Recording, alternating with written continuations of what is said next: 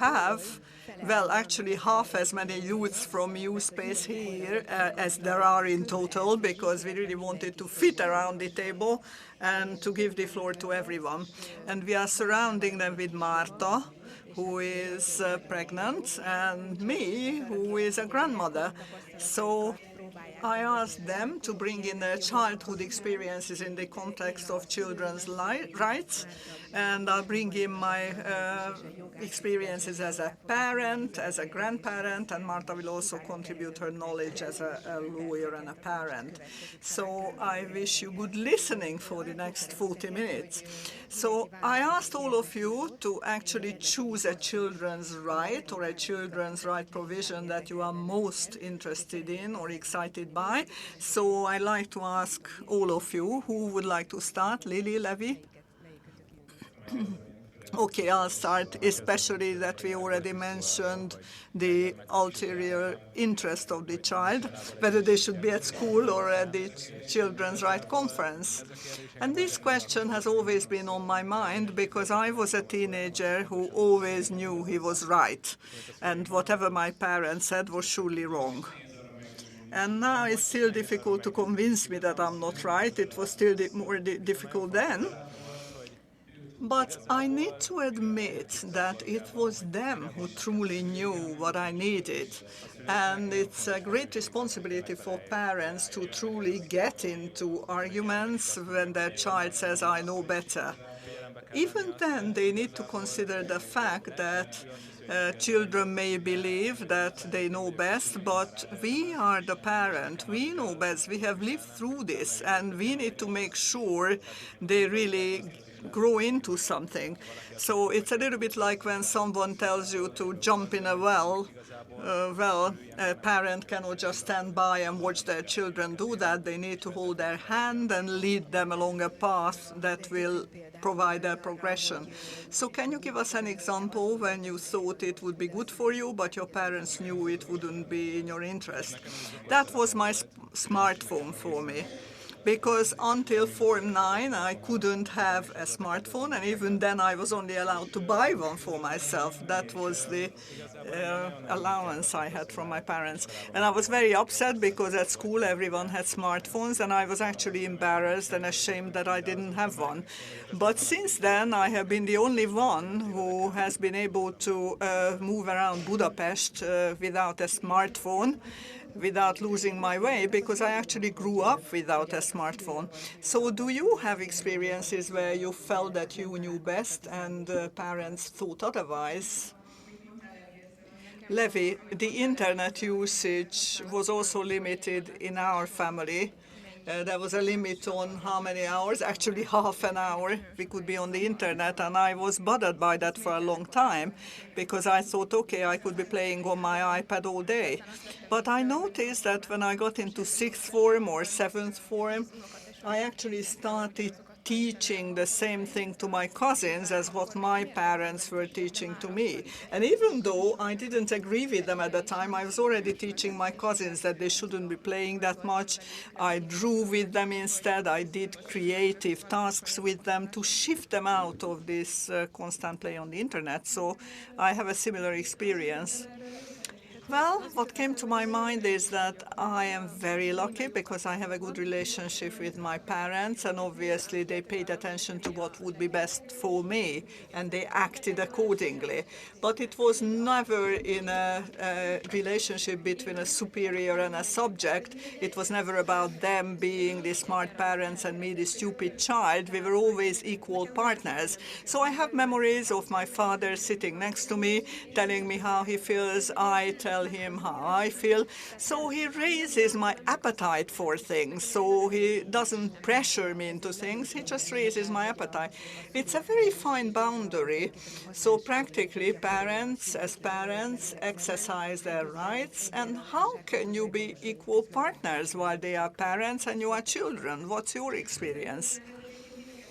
I think for that you need openness on the part of both parties. And I remember situations when I threw a hard tantrum and there was no equality. They simply just said, okay, then you are simply not going. So it's also situation dependent. But in the majority of cases, I felt I could turn to my parents anytime because they were not my superiors, but my well-wishers. So you experience scenarios where they could set limits, yet you felt equal. Yes, wow, that's a major achievement for a parent. I couldn't always do that, even though I strived for it. Kriti, did you want to say something? Please speak into the microphone.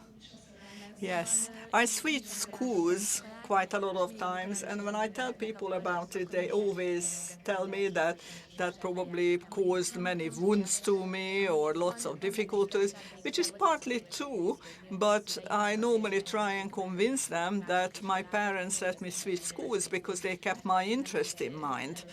So it was never a rush decision. We always contemplated it for months, and they talked to me about what I felt was best. So we made the decision together, and they kept my interest in mind. Marta, as to what the main interest of the child is, perhaps that's the broadest concept, because, of course, the right to parents, education, life, well, that's also up to definition, but what's the ulterior interest?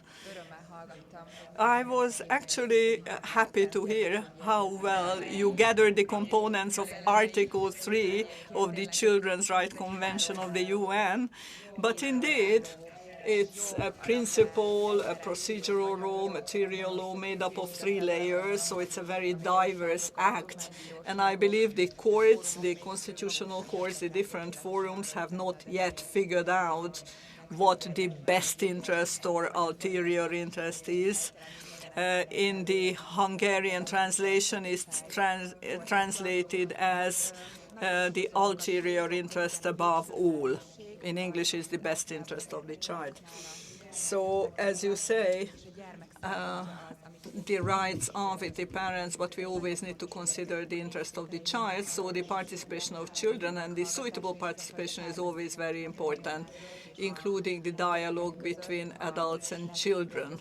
So it will be of key importance when identifying the best interest of the child, but yes, ultimately it's the parents who identify the best interest. Great, if you brought up school, the topic of school, why don't you tell us about your topic? Act 29, Purpose of the Child's Education, which sets out that education must be such that it should develop the personality of the child and interest of the child. And it's very interesting that when a child passes the maturity exam, then they will have spent 2/3 of their life in education.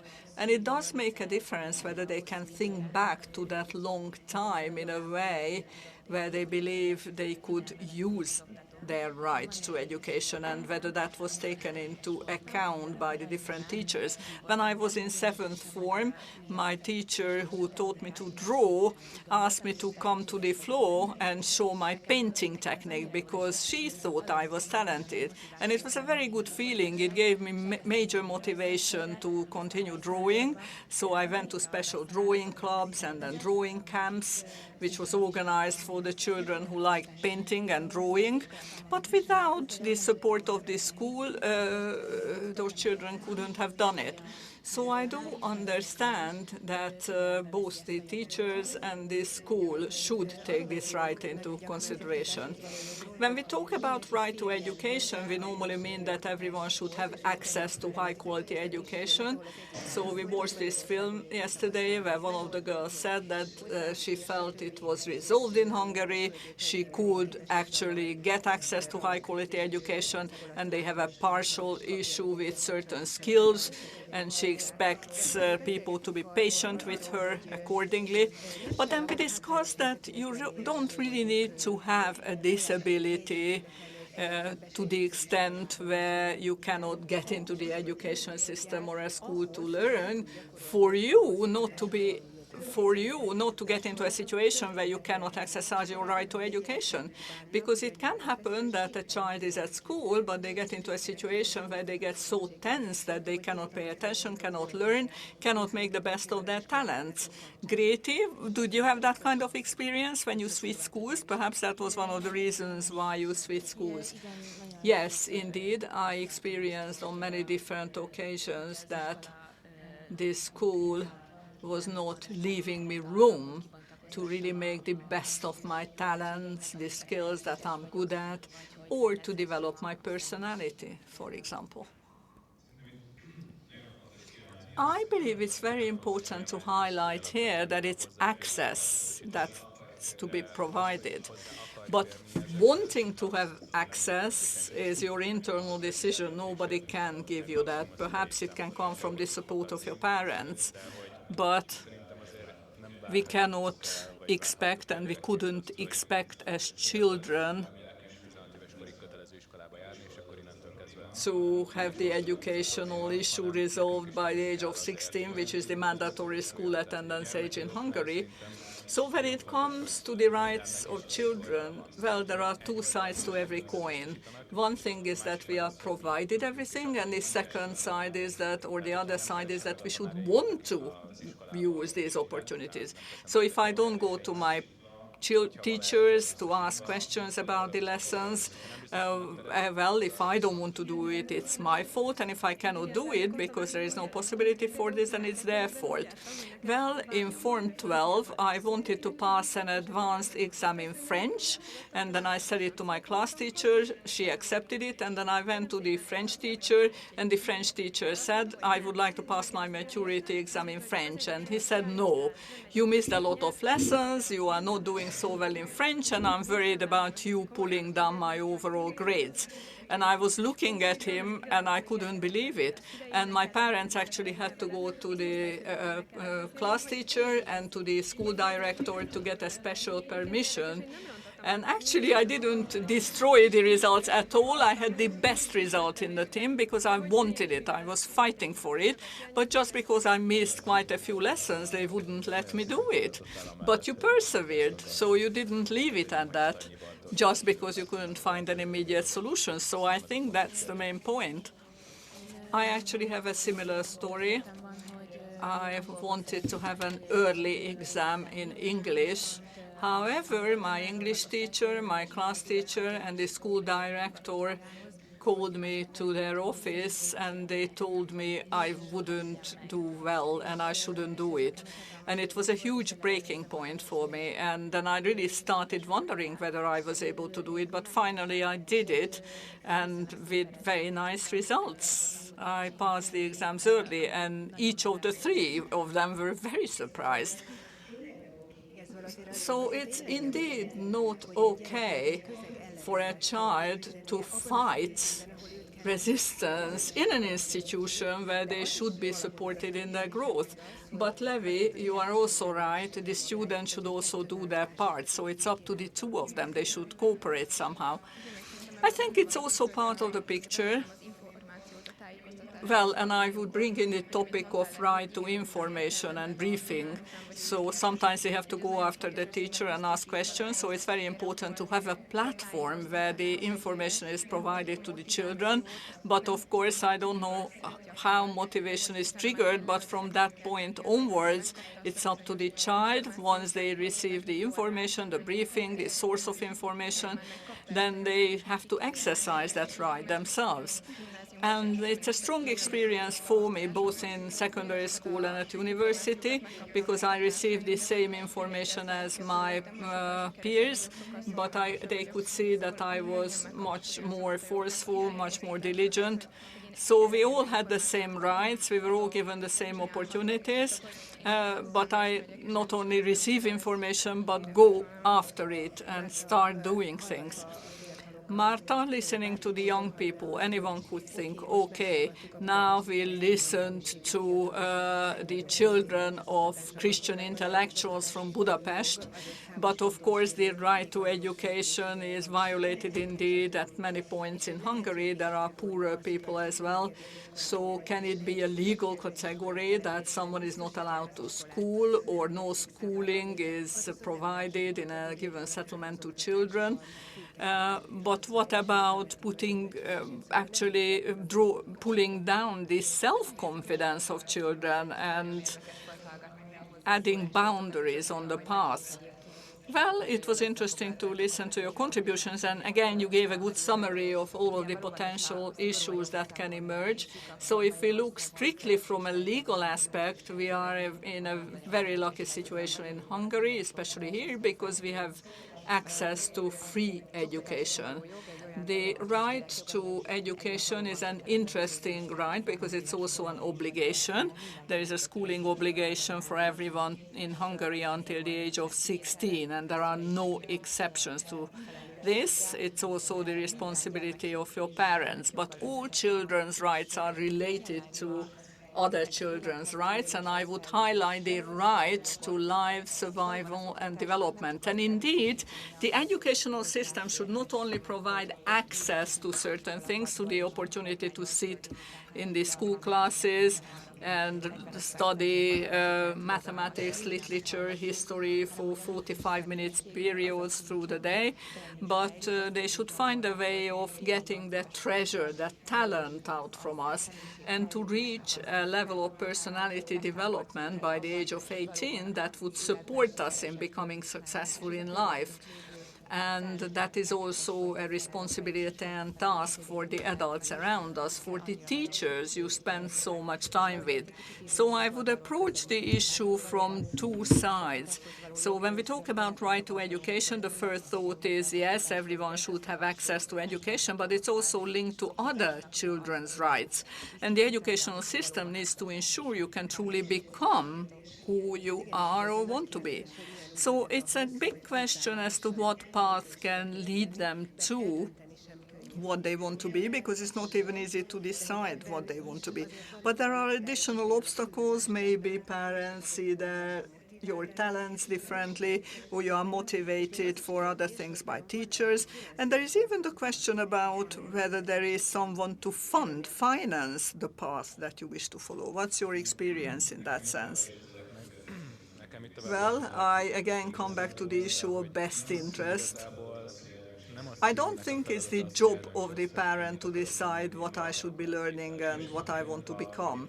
If my father had said that I would be a doctor and I would go to the medical university, I wouldn't have been able to study chemistry because I wasn't interested. So I couldn't have got into the university, and therefore it wouldn't have been in my best interest either. From this point on, to me, the important thing is to have communication with my parents from both sides. I should seek them out, they should seek me out, they should give me opportunities, and I should be able to choose. So the job of the parents is to lay down the framework, and the child's job is to find their fulfillment within that framework. And when I switched schools, my parents also always gave me the opportunity to start again and to receive the kind of education that would benefit me. They were always looking for what would benefit me. And at that point, I would also bring in the topic of the rights of children living with disabilities, because yes, indeed, Ilona, you mentioned that it was easy for us to talk here, but there are indeed children who require a different attitude, a different way of being connected to the educational system. And to me, it's a great experience. My mother actually works as a conductor, working with disabled children, so I met lots of disabled children. So for me, it was natural to grow up with them, among them. But as I was growing up, I realized that my peers didn't have the same attitude to children with disabilities as I did. They were laughing at them. They didn't know what to do with this situation. So I felt a pressing need to talk about it. And again, I believe it's the responsibility of the parent to make sure they inform the child about these things. The first question as to what to call children with disabilities, what kind of tags or titles or names to attach to them, or when they see a disabled child on public transport, they should be able to explain why a child's hand is somewhat different. They shouldn't just hush them. So I think there is an important room for this in the educational system. And it's not just about children with disabilities or motor disabilities. I hear from my mother that there are more and more children at schools with behavioral disabilities, and there is a big question mark as to how we can integrate them. And it's not just about communication, but it's about how teachers could help peers, students, to have a more healthy attitude to each other. That takes me back to your childhood when you met children with motor disabilities as part of your mother's job. So those children are typically more open to children with disabilities, but sometimes when children see those with disabilities, they can get scared and strange thoughts can come up, like maybe one day I'll also get into a wheelchair. So can you recall under what circumstances you met those children? Well, my mom was also giving private lessons, so those children came to me. So sometimes when I was playing out in the garden, my mother was helping a child come down the stairs. But once they came down the stairs, I joined the child in play, and we played together. So I think it triggered a high level of sensitivity in me towards such children. And it showed me how important it was to communicate this to other children. Well, it often happened that children were bullied or excluded from the community, and there was particularly one boy who they always bullied, and I was the only person who always stood up for him. And then they started bullying me and making jokes about why I'm in such a good relationship with that guy. And I said, okay, yes, I have a good relationship with this guy, and why do you see it's a problem? So it really triggered a will to have a conversation about it on my part. So, well, in that sense, I grew up in a bubble because I had no child with disabilities around me. So we never specifically discussed this topic at school or at home. So where do you think the right place for this would be? Perhaps I could recall the attitude of my mom, because there are conductive pedagogic methods around, but I think the most important thing for my mother always was that my mother always had the attitude that these children can reach tremendous development and progression, and she always had actually a lot of humor when it came to these children. Well, of course, she didn't laugh at the children, but together with them. When they got something wrong, they laughed together. And I think it's very good if there is a kind of medium and a kind of environment where children are taken and see such children. I'm not advising anyone to go to the Peto Institute that deals with children with disabilities, because that was a bit too much for me as well, rather shocking. But perhaps first they could see one child with disability, and they will have questions. In the same way, I had lots of questions to my mom. So it's the attitude and humor that I would highlight as two important factors.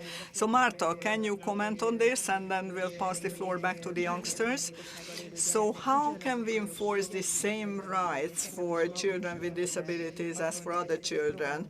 Well, Magdus also said that we are trying to help him, but he is not going to be able to do jazz dancing. They will be able to go to school, but we see how much we need in efforts to have at least similar opportunities for these children as for their peers. Well, that's a very difficult question. It's been an given in human rights for 35 years that children with disabilities have the same rights as their healthy peers. Yet, I think we are still very far from this ideal situation to realize this. And I very much like that we are looking through children's rights glasses. So every time we look at children or deal with children, we should always put on these children's right glasses, and the lenses, the focus always changes depending on which child you are looking at. And if it's a child living with a disability or a child that needs any kind of help, obviously that fact in itself will add to the picture, and it needs to add to the picture, and we need to understand how, but the main color still, or the main focus still needs to be the age of the child, and we must do everything we possibly can to ensure they can remain children so that they can play, learn. And it's not easy, it's difficult, it's a long way, but as you have said,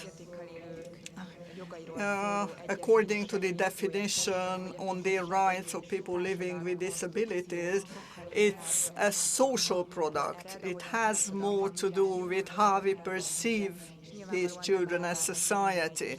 And we cannot expect every single parent to communicate well about these things with their children in the right way. So there is a huge responsibility on educational institutions, state institutions to launch campaigns that would add to that social aspect. You are sitting here as a lawyer.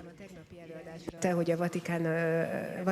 nuncio who was here, he mentioned how many issues the Holy See has with the decision of the Children's Rights Committee, because only too often these provisions on the rights of children cannot really be enshrined in provisions. These are moral principles guided by human considerations.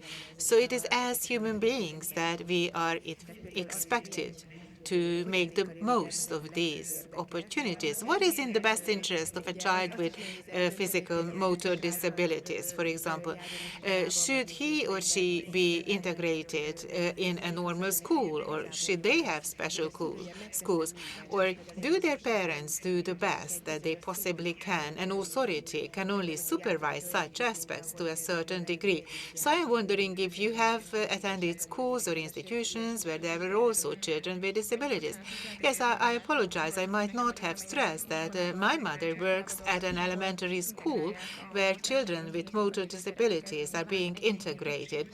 It depends on the degree, of course, but yes, the answer is yes. And I attended the same school, and so did my younger brother. So this is why I have had these experiences, that my fellow schoolmates had a different attitude, or when we were queuing up at the dinner hall, I saw my mother helping such a child climb the staircase. So I have had these experiences, which was very beneficial for you, that's clear enough. But Levi, your father is a pediatric doctor, and you also heard day after day at the dinner table probably news about such children. Yes, my father is a child neurologist, and as a young child, I often accompanied him to the hospital. So I indeed have had these daily experiences, but kind of I responded by asking myself, what if something similar happened to me as well? And the reason why I admired my father was that he could really draw up a boundary between his own children and the children that he was caring for day after day. So when he came back home, he did not look at us as if, what happened if I would be paralyzed because I was hit by a car. So they were just simply grateful for the fact that they had healthy children. Because, of course, it happens to some families that their children have to live with disabilities. But at the same time, the right attitude is to be grateful when you have able-bodied and happy children. And the big emphasis is on the healthcare staff, but also parents should be supported. Because if a parent or parents have to brace themselves for the birth of a child with learning difficulties because it has already been identified in the womb, well, under those circumstances, it is something that must be provided to children. But in fact, why is it that parents are keen to know if they will have a healthy child or a healthy baby or not? And how about abortion rights? In fact, you stole my show. No, you only anticipated the topic that you wanted to talk about, because I am pro-life. I chose the right to life. And this has been intriguing to me for a while because I am simply interested. And these thoughts were triggered in my mind by a friend. We were having a chat, and then she said, in her opinion, abortion should be a right available to every woman because it is her body. Yes, but the fetus is also alive, I said. She said, no, it isn't. But then she said, when the baby is taking the form of a baby in the womb, yes, but what is that moment? It's when the mother feels like that, she said. And then I opened my eyes. I was staring at her. Said, what do you mean by that? So it made me think and conclude that we live amidst the great contradictions, and there is uncertainty and confusion. So we should identify the boundaries. Yes, indeed, as a woman, I have the right to make decisions over my own body. But some situations exceed this right because there is another life growing in my body, and that individual is a human being. Yes, you really spoke my heart. And that is the point where the youth space editor and the vice president of the Pro-Life Foundation meet in me, because what I like to emphasize is that the fetus is a human being. There is a human being developing in the body of the young mother. So Marty, as a young lawyer, it is your turn now, your time now, because your third baby is here with us. He is listening to our conversation. So let me respond to this from a subjective as well as an objective point of view. Subjectively, I believe that the baby is there in the womb from the moment of conception. It is an undeniable fact, but if we take a look at the legal provisions from a legal perspective, and indeed we could listen to several presentations of this topic, and today as well, the final roundtable will focus exactly on this, and we will deliberate on these legal frameworks and stress certain considerations that indeed point to the need to embrace and acknowledge life from the moment of conception. But in the CRC, in the Children's Rights Convention, there is a certain missing point, or maybe it's not the right term, but it is still hanging. Somehow it's an open issue. So in the preamble, it says that the child's life must be protected pre and post birth. However, the preamble does not have the same legal strength. In the first part, however, the CRC provides that everyone below the age of 18 is identified as a child. So it's up to the national legislator to decide the first point when human life are recognized as the life of an independent human being. And then we have all the experiences and the findings of science and prenatal psychology, all the evidence, evidencing that the life of the fetus, the tiny human being growing in the womb of the mother, should have his or her rights respected. And whatever happens to the fetus will have a determining, a decisive impact on the person's life. There is a pattern that will be ingrained in his life. So that's going to be an eternal step on our life. Yes, let me join you at this point, because we have discussed disabilities, and it reminded me that for obvious reasons, the way we treat children with disabilities, so we make sure that their rights are not violated, is a task for the parents as well. So to sum it up, it's also subject to the environment, and the same is true for the life to right. We cannot expect an expectant mother mother, a young mother, to try to go against the mainstream. And we as community have the same role in protecting life as the young mother has. And I looked it up in the Catechism of the Catholic Church, which provides that in an abortion, everyone is, a fellow criminal, just in the same way as the young mother. But whoever did not support the young mother, or who convinced the young mother, or forced the young mother into such a decision, including the father, the parents of the mother, or the broader environment, people who have failed to provide adequate support to the young woman. So this is where children's rights and the applicable legislation have a clash with the Catholic mindset and system of values. It is my view that it's a big challenge concerning this topic. Let's assume that there is a young person, because it had happened in the case of a group of friends. So the example I want to give you is as follows. They have been together for a year, but they have not yet gotten married, and the girl got pregnant. And as a Christian, the way you are seen can be very different in such a case. But first and foremost, it is our duty as Christians, because we want to avoid abortions. It means that we should do everything we can for the mother and the child instead of stigmatizing them and looking down on them. So I wonder if I've been able to phrase it in an understandable manner. You did, absolutely. And the biggest challenge is when the child is still a child and yet she becomes a mother. And it is happening more and more often when minor girls become pregnant and expect a child. And they have to make up their minds about whether to keep the child or to abort the child. And there are two children whose rights are clashing. An infamous case has been the case of the girl in Davao, who was 11 years old, and it elicited a huge social debate. Marta, what is your view on such a situation? How can we reconcile the rights of two children in such a case? This is such an embarrassing and difficult situation. Far be it from me that I take up any position on that particular case. I just want to remind you of some considerations. Obviously, the right to life should be available to everyone.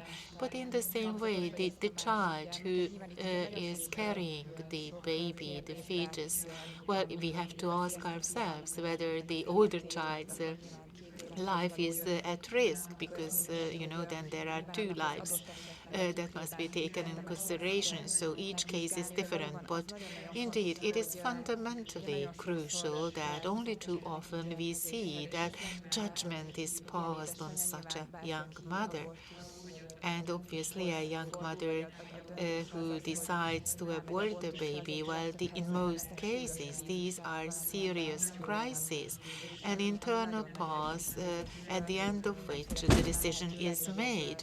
However, in all these cases, we have to apply the highest degree of empathy and sensitivity, whether it is an adult mother or a child mother. Obviously, adoption is a good solution in such a case. So my vision or my opinion is that all depends on, of course, the health of the mother and how that would influence her later life. I mean, the birth of the baby. So if maybe it's a good solution under some circumstances that the baby is born and then adopted by a family which will be able to raise the child in an adequate manner. Emesha quoted her friend saying that a child becomes a child when their mother feels or concludes that they are a child. But it is up to the national legislator, and from zero tolerance until abortion to the point of birth is a range of options that we can see across the world. So it's up to each nation to legislate about that. But what have you seen in your own circles?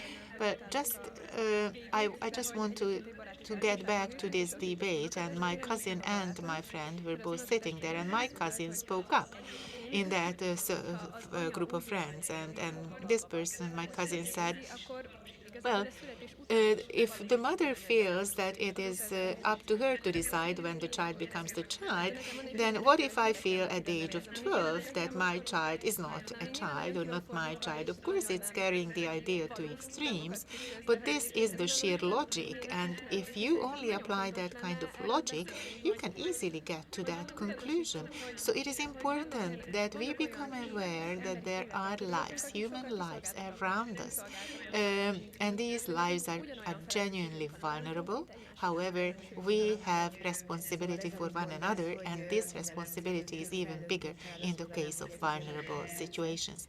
Yes, this is not at all a funny situation, but it's so sad that in international law, abortion after birth has already been raised as an option, and the boundaries are being pushed out.